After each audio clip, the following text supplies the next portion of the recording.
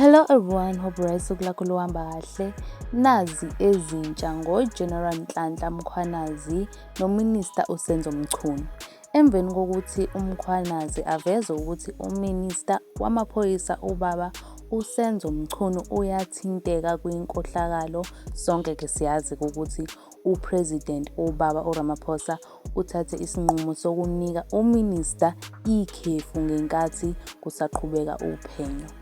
UMinister naye-ke uthe iqiniso lizoziveza ngoba izinsolo abekwazona akazazi. Sizolinda-ke sibone ukuthi akazazi ngempela na noma usaqhubeka nokudlala i-chess le edlalwa yilabantu bakhongolose uma sebebanjwa kule nkohlakalo yabo.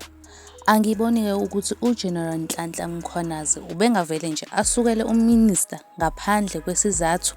Phela nani nambona ukuthi uMkhwanazi uzimisele ngokulwa nobugebengu la eMzansi. Mina nje ngithanda nje isibindi sakhe uGeneral Nhlanhla Mkhwanazi, bambalwa abantu abangenza njengaye.